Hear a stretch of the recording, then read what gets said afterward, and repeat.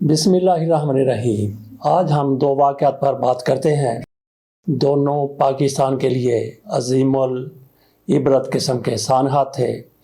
14 دسمبر کے حوالے سے ہم نے بات کرنی ہے۔ پاکستان 1971 میں ٹوٹ گیا، کس کی نالائکی کی وجہ سے ٹوٹا، کس کے مفادات کی بھینٹ چڑھ گیا۔ بہرحال مجیب الرحمان شیخ کی طرف سے سارا کو جال بچھایا گیا۔ کچھ لوگ اس کو غدار کہتے ہیں، پاکستان میں بھی اور اب بنگلہ دیش میں بھی۔ یقینی طور پر وہی یہ غدار تھا جس کی طرف سے یہ سارا کچھ کیا جا رہا تھا، لیکن پاکستان میں کچھ ایسے سیاستدان بھی ہیں جو مجیب الرحمان کو اب کہہ رہے ہیں کہ وہ محب وطن تھا۔ اگر وہ محب وطن ہوتا تو اپنے مفادات کو قربان کر دیتا۔ کس پر قربان کر دیتا؟ اس کو اگر یہ لگ رہا تھا کہ اس کے ساتھ زیادتی ہو رہی ہے تو پھر پاکستان کو کیا توڑ کر اس نے اپنی زیادتی کا مول پورا کرنا تھا۔ بالکل اس کی طرف سے غداری کی گئی ہے، اس میں کوئی شک نہیں، لیکن پاکستان میں جو بڑے بڑے لوگ اس کے بعد اقتدار میں آئے، عہدوں میں آئے، ان کے بارے میں آپ کیا کہیں گے؟ ذوالفقار علی بھٹو، کیا ان کا کوئی استحقاق بنتا تھا کہ پاکستان کے وزیر اعظم بن جاتے؟ کیونکہ 162 نشستوں میں سے مجیب الرحمان نے 160 نشستیں جیت لی تھی۔ کیسے جیتی تھی؟ ہو سکتا ہے جس طرح سے ہمارے ہاں 8 فروری کو انتخابات ہوئے ہیں، نتائج تبدیل کیا گیا ہے، اسی طرح سے وہاں بھی کر لیے گئے ہوں، لیکن اس معاملے کو ہم زیادہ دوسری طرف نہیں لے جاتے۔ ہم بات کر رہے تھے کہ کس طرح سے 16 دسمبر کو پاکستان کو 2 ٹکڑے کر دیا گیا۔ اس میں یحییٰ خان کا کردار بھی ہے، اس میں ذوالفقار علی بھٹو کا کردار بھی ہے، اس میں اندرا گاندھی جس نے پاکستان پر جنگ مسلط کر دی، پاکستان کو 2 ٹکڑے کر دیا، ان کا کردار بھی ہے۔ لیکن پھر اللہ نے کس طرح سے ان لوگوں کے ساتھ نمٹا، وہ اس طرح سے کہ اندرا گاندھی کا پورا خاندان وہ عبرت کا نشان بن گیا، مجیب الرحمان کا خاندان وہ بھی عبرت کا نشان بن گیا۔ ان کی صرف ایک بیٹی حسینہ شیخ زندہ بچی تھی، کہا جاتا ہے کہ ایک ان کی بہن بھی بچ گئی تھی، باقی سارے کا سارا خاندان تباہ کر دیا گیا، اس کو ہلاک کر دیا گیا۔ اسی طرح سے جس طرح سے یہ کہا جاتا ہے کہ ذوالفقار علی بھٹو بھی اس میں ملوث تھے، ان کے خاندان کا کیا بنا؟ وہ خود پھانسی پر چڑھ گئے، گو کہ عدالت کی طرف سے بعد میں کہا گیا، پہلے جج کہتے تھے کہ ہمارے اوپر دباؤ تھا، بعد میں کہا گیا کہ ذوالفقار علی بھٹو کو پھانسی دینے کے تقاضے پورے نہیں کیے گئے، ان کی بیٹی کو بھی قتل کیا گیا، ان کے بیٹے کو قتل کیا گیا اور ان کے ایک بیٹے کو زہر دے دی گئی۔ اس طرح سے یہ خاندان بھی برباد اور تباہ ہو کے رہ گیا۔ تو یہ کیا اللہ تعالیٰ کی طرف سے کوئی انتقام تھا؟ بہرحال اس پر ہم زیادہ بات طویل نہیں کرتے، چلتے دوسرے عظیم العبرت سانحے کی طرف۔ یہ 16 دسمبر 2014 کو پیش آیا، یہ اے پی ایس اسکول جس پر حملہ کیا گیا خیبر پختونخوا میں، اور یہ ٹی ٹی پی کی طرف سے حملہ کیا گیا تھا جس میں 150 کے قریب اسٹوڈنٹس اور ان کے اساتذہ کو شہید کیا گیا تھا۔ اس کے بعد کیا ہوا؟ جیسا کہ ہم نے کہا کہ سانحہ مشرقی پاکستان کبھی بھولا نہیں جائے گا۔ اسی طرح سے یہ جو سانحہ ہوا تھا دسمبر 2014 کو، یہ بھی ناقابل فراموش ہے۔ وہ اس طرح سے کہ اس کے بعد ایک فیصلہ کیا گیا، ٹی ٹی پی کی طرف سے یہ حملہ کیا گیا تھا، وہاں پہ 150 کے قریب بچے مارے گئے، ان کے اساتذہ مارے گئے، عملے کے لوگ مارے گئے، شہید ہو گئے۔ اس کے بعد پھر فیصلہ کیا گیا ایک بہت بڑے آپریشن کا۔ آپریشن کن کے خلاف تھا؟ انہی کے خلاف تھا۔ اور ناظرین آپ اندازہ کیجئے کہ یہ کتنے طاقتور تھے ٹی ٹی پی والے، اور کس طرح سے انہوں نے ان علاقوں کو یرغمال بنایا ہوا تھا، وہاں پہ حکومت کی ریٹ بالکل نیل تھی، زیرو تھی۔ جس طرح سے آج کہا جاتا ہے کہ پاکستان میں ایک مرتبہ پھر دہشت گردی عود کر رہی ہے، ایک مرتبہ پھر پاکستان میں دہشت گردی اسی طرح سے ہو رہی ہے، بالکل غلط ہے، بالکل جھوٹ ہے، کیونکہ وہ دہشت گردی اور آج کی دہشت گردی زمین آسمان کا فرق ہے۔ گو کہ دہشت گردوں کی طرف سے کارروائیاں کی جا رہی ہیں، بڑی بڑی کارروائیاں کی جا رہی ہیں، چھاؤنیوں پر کارروائیاں کی جا رہی ہیں، چیک پوسٹوں پر کارروائیاں کی جا رہی ہیں، پاکستان کی سرحد پر کارروائی کی جا رہی ہے، اور بڑی بڑی تنصیبات کو تباہ کیا جا رہا ہے۔ لیکن وہ دہشت گردی بہت بڑی دہشت گردی ہوا کرتی تھی، اور ایک علاقے پر ان کی مکمل ریٹ تھی۔ پاکستان کی وہاں پہ شمالی وزیرستان میں کوئی ریٹ نہیں تھی، کوئی ان کی کارروائی وہاں پہ نہیں ہوتی تھی، نو گو ایریا تھا۔ اور پھر آپ اندازہ کیجئے کہ کس طرح سے طالبان ٹی ٹی پی والے پورے ملک میں چھائے ہوئے تھے۔ میرا اخبار سے تعلق رہا ہے تو یہ دہشت گردی کیا کرتے تھے، اخبارات میں خبر آتی تھی اور ٹی وی چینلز پر بھی خبروں میں کہا جاتا تھا کہ اتنے فوجی شہید ہو گئے اور اتنے طالبان جاں بحق ہو گئے۔ جاں بحق لکھا جاتا تھا ایک عرصے تک۔ جب وہاں پہ آپریشن ضرب عضب کیا گیا تو پھر پاک فوج کی طرف سے اداروں کے ساتھ رابطہ کیا گیا، کہا گیا کہ یہ ہمارے دشمن ہے، ان کو باور کرایا گیا کہ یہ ہمارے دشمن ہے، اور جب یہ پتہ چل گیا کہ ان کی پہلے جیسی طاقت نہیں رہی. اداروں کے اندر بھی وہ لوگ شرائط کر گئے تھے, اداروں میں بھی ان کا اثر و رسوخ تھا. وہ جو بھی ادارے تھے ہر ادارے میں ان کا اثر موجود تھا اور وہاں بھی لوگ ان کی حمایت کیا کرتے تھے. کوئی ڈر کے مارے, کچھ ان کے واقعی حامی تھے کہ یہ پاکستان میں اسلامی نظام نافذ کرنا چاہتے ہیں. وہ پاکستان میں ایسا نظام نافذ کرنا چاہتے تھے جس کو وہ اسلامی نظام کہتے تھے, لیکن وہ اسلام کے ساتھ لگا نہیں کھاتا تھا. اور یہ ایسے بدبخت لوگ تھے کہ جی ایچ کے اوپر ان کی طرف سے حملہ کیا گیا, پاکستان کے ایئر بیسز پر سرگودا پر حملہ کیا گیا, کامرا پر حملہ کیا گیا, اسی طرح سے نیول ایئر بیس جو کراچی میں ہے اس پر بھی حملہ کیا گیا. اورین طیارے تباہ کر کے رکھ دیے گئے جن کا پاکستان کے پاس کوئی متبادل نہیں ہے. تو یہ لوگ کیسے پاکستان کے خیر خواہ ہو سکتے تھے؟ لیکن یہ اپنے آپ کو اسلام کا بڑا علم بردار کہلواتے تھے اور یہ خاص قسم کا کوئی مذہب یہاں پہ نافذ کرنا چاہتے تھے. تو پاک فوج کی طرف سے ان کے خلاف ضرب عضب آپریشن کیا گیا, بڑی ہی کامیابی کے ساتھ کیا گیا اور یہ لوگ وہاں سے بھاگے, کوئی ادھر چھپا کوئی ادھر چھپا.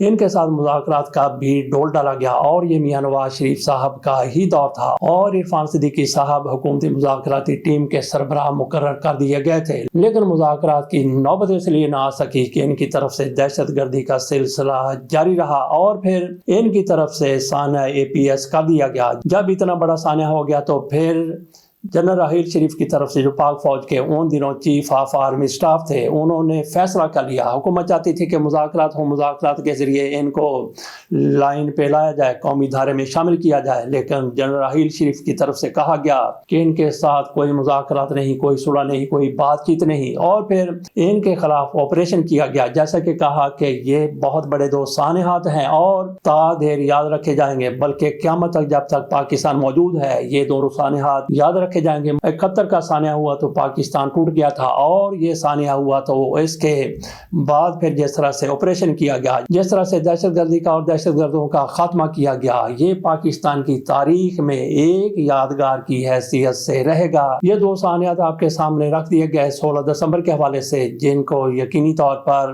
عظیم العبرت کہا جا سکتا ہے. انتہائی زیادہ یہ عبرت والے سانحات ہیں. کیا ہم نے ان سے کوئی سیکھا ہے؟ خصوصی طور پہ بات کر لیتے ہیں 1971 کی. کیا پاکستان ٹوٹنے کے بعد ہم نے اس سے کوئی سبق سیکھا ہے؟ نہیں, بالکل نہیں. جس طرح سے پہلے ہوا کرتا تھا اسی طرح سے آج بھی ہو رہا ہے. اس پر ہم زیادہ بات نہیں کرتے, چلتے ہیں اگلی خبر کی طرف. وہ ہے عمران خان کی تصویر. عمران خان کی تصویر ایک مرتبہ پھر وائرل ہو گئی ہے. اس کے بارے میں کچھ لوگ کہتے ہیں کہ یہ AI سے بنائی گئی تصویر ہے اور کچھ لوگوں کی طرف سے دعویٰ کیا جا رہا ہے کہ یہی اصل تصویر ہے. اور عمران خان کی بہن علیمہ خانم کی طرف سے بھی کہا گیا کہ بادی نظر میں اگر ایسے ہی سرسری نظر سے دیکھا جائے تو لگتا ہے کہ یہ ہمارے بھائی کی تصویر ہے, لیکن یہ آج کل کی تصویر نہیں ہے بلکہ یہ چند مہینے پہلے کی تصویر ہے, گرمیوں کی تصویر ہے. کیونکہ عمران خان نے جو سوٹ وہاں پہ پہنا ہوا ہے, ٹریک سوٹ یا جو بھی ایکسرسائز کے لیے کپڑے وہ پہنتے ہیں, وہ سردیوں والے نہیں بلکہ گرمیوں والے وہ کپڑے ہیں. وہ کہتی ہیں کہ ہو سکتا ہے کہ یہ AI کی بنائی گئی تصویر ہو. انہوں نے یقین کے ساتھ نہیں کہا کہ یہ اصل تصویر ہے, انہوں نے کہا کہ لگتا یہی ہے کہ یہ اصل تصویر ہے. لیکن ساتھ ہی انہوں نے کہا کہ آپ بھی دیکھیے, میڈیا والوں کو انہوں نے کہا سوال کرنے پر, اور ہم بھی دیکھتے ہیں کہ یہ واقعی اصلی تصویر ہے یا پھر 2 نمبر تصویر ہے. وقار ملک کی طرف سے پوری تحقیق کی گئی ہے. انہوں نے کہا کہ یہ AI کی تصویر ہے. انہوں نے کہا کہ گوگل نے اس طرح سے اس کو دیکھا, اس طرح سے دیکھا اور یہ AI کی تصویر ہے, جعلی تصویر ہے, فیک تصویر ہے. شہباز گل کی طرف سے بھی کہا گیا ہے کہ یہ فیک تصویر نظر آتی ہے. انہوں نے 100% وثوق کے ساتھ نہیں کہا, لیکن انہوں نے کہا کہ یہ فیک تصویر نظر آتی ہے. لیکن ناظرین, ہم نے یہاں پہ یہ بات کرنی ہے کہ جو بھی مقاصد تھے اس تصویر کو جاری کرنے والوں کے وہ پورے ہو گئے. تصویر اصلی ہے یا نقلی تصویر ہے, جو کچھ بھی ہے, لیکن ان کے جو مقاصد تھے وہ پورے ہو گئے. ان کے کیا مقاصد تھے؟ چند روز قبل تک یہ کہا جا رہا تھا پوری دنیا میں کہ عمران خان پر پابندیاں ہیں, عمران خان سے کسی کو ملنے نہیں دیا جا رہا, ان کی صحت بھی ٹھیک نہیں ہے. اور پھر ان کی طرف سے ایسا کیا گیا کہ ایک تصویر بنائی گئی یا اصلی تصویر اندر سے باہر لائی گئی اور دنیا کو دکھا دیا گیا کہ یہ دیکھیں کہ عمران خان کتنی زیادہ صحت میں ہے, کتنی زیادہ ان کو سہولتیں حاصل ہیں. یہ جو کہا جا رہا ہے کہ ان کو تنہائی میں رکھا جا رہا ہے, قید تنہائی میں رکھا گیا ہے, وہ غلط ہے. اور یہ جو کہا جا رہا ہے کہ ان کو کوئی سہولت میسر نہیں ہے, یہ بھی غلط ہے. ان کو یہ دیکھیں کہ ایکسرسائز کی سہولتیں بھی دستیاب ہیں. یہی دنیا کو بابر کروانا تھا. تو باقی ساری کی ساری دنیا جن کو یہ تصویر دکھائی گئی ہے ماننے کے لیے تیار نہیں ہے کہ یہ عمران خان کی واقعی تصویر ہے, اور سارے کے سارے یہ بھی کہنے کے لیے تیار نہیں ہے کہ ان کی تصویر نہیں ہے۔ مطلب یہ ہے کہ نہ تو سارے کے سارے یہ ماننے کے لیے تیار ہوں گے کہ عمران خان کی تصویر اصل ہے، اور نہ ہی یہ کہنے والے ہوں گے کہ نقل ہے۔ بہرحال کچھ نہ کچھ یہ ضرور لوگ کہہ رہے ہیں کہ یہ عمران خان کی تصویر اس طرح سے جاری ہوئی ہے تو عمران خان جیل کے اندر سہولت میں ہے، ریلیف میں ہے، اور ان کو کسی قسم کی مشکلات کا سامنا نہیں ہے۔ فار ایگزامپل اگر یہ تصویر 1 لاکھ لوگوں تک پہنچی اور ان میں سے اگر 30% بھی 30,000 بھی یہ بات مان لیتے ہیں کہ عمران خان کو جیل کے اندر بیٹھے ہوئے اتنی زیادہ تکلیف کا سامنا نہیں ہے، اتنے زیادہ مشکلات کا سامنا نہیں ہے، تو ان کا مقصد حل ہو گیا جنہوں نے یہ تصویر جاری کی ہے۔ تو باقی ہر کسی نے AI سے نہیں پوچھنا اور ہر کسی نے شک کا اظہار نہیں کرنا۔ شک کا اظہار کرنے والے بھی لوگ ہوں گے، زیادہ سے زیادہ وہ 70% ہو سکتے ہیں، لیکن ان کا مقصد حل ہو گیا۔ اگر 20% نے بھی 30% نے 25% نے بھی یہ مان لیا کہ عمران خان کو جیل کے اندر اتنی مشکلات کا سامنا نہیں ہے۔ سرفراز ڈوگر صاحب کی بات کر لیتے ہیں۔ ان کے سامنے جہانگیری صاحب حاضر ہوئے، پیش ہوئے۔ انہوں نے کہا 3 سوالات انہوں نے ان کے سامنے رکھے۔ ایک تو انہوں نے کہا کہ سپریم کورٹ میں ہم آپ کے خلاف گئے ہوں، ہم آپ کی سینیارٹی کو نہیں مانتے، ہم آپ کو چیف جسٹس نہیں مانتے، اور آپ میرا کیس پھر کیسے سن سکتے ہیں؟ انہوں نے کہا کہ آپ میرا کیس نہیں سن سکتے۔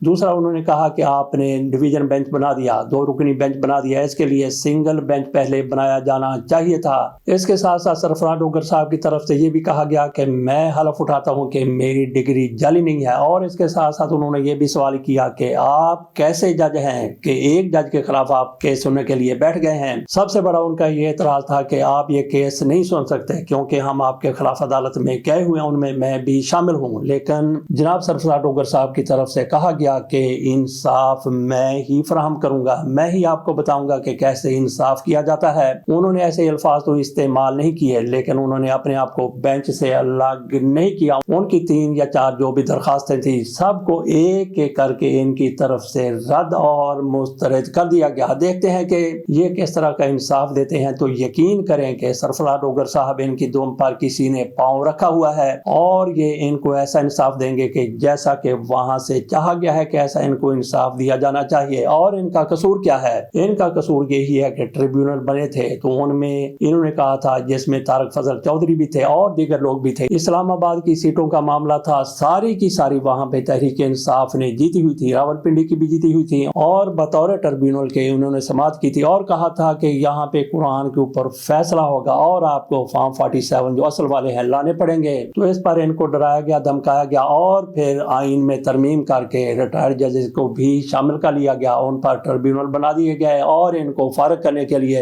ان پر جعلی ڈگری کیس بنا دیا گیا۔ اور شرمناک پہلو یہ ہے کہ یہ ذرا دیکھیے تھامنے اس پر دیکھیے کہ یہ قیوم صدیقی صاحب کیا کہہ رہے ہیں۔ یہ قاضی فائصہ صاحب کا لگایا گیا پودا تھا کسی اور نے لگایا ہوگا، لیکن قاضی فائصہ کے یہ بہت ہی بڑے حامی رہے ہیں اور ایسے ججوں کی یہ مخالفت کرتے رہے ہیں جو ایمانداری سے، دیانتداری سے، آئین کے مطابق، قانون کے مطابق فیصلے کرنے کی کوشش کرتے ہیں۔ یہ قیوم صدیقی صاحب کہہ رہے ہیں کہ قسمیں تو ویسے بھی اٹھا لی جاتی ہیں، قسمیں تو عدالت میں ہر کوئی اٹھا لیتا ہے، جھوٹی قسمیں اٹھا لی جاتی ہیں، اور پھر انہوں نے کہا کہ اگر ڈگری اصلی ہے پہ دکھائی کیوں نہیں جاتی؟ تو میرا خیال ہے کہ ان کو چاہیے، جہانگیری صاحب کو چاہیے کہ ایک ڈگری مڑا کے، جس کو کہتے ہیں کہ فریم کروا کے ان کے گھر بھی بھیج دینی چاہیے۔ ان کو اصلی ڈگری دیکھنے کی بہت زیادہ ضرورت ہے، اور اصلی ڈگری کس کے سامنے نہیں ہے، ہر کسی کے سامنے ہے۔ چلتے ہیں اگلی خبر کی طرف۔ یہ ہے فیض حمید صاحب کی خبر، اور آج کل ان کے ساتھ اس طرح سے سلوک کیا جا رہا ہے کہ ایک بندہ گرا ہوا ہے، ہر کوئی چلنے والا اس کو ٹھڈا مار کے گزر جاتا ہے۔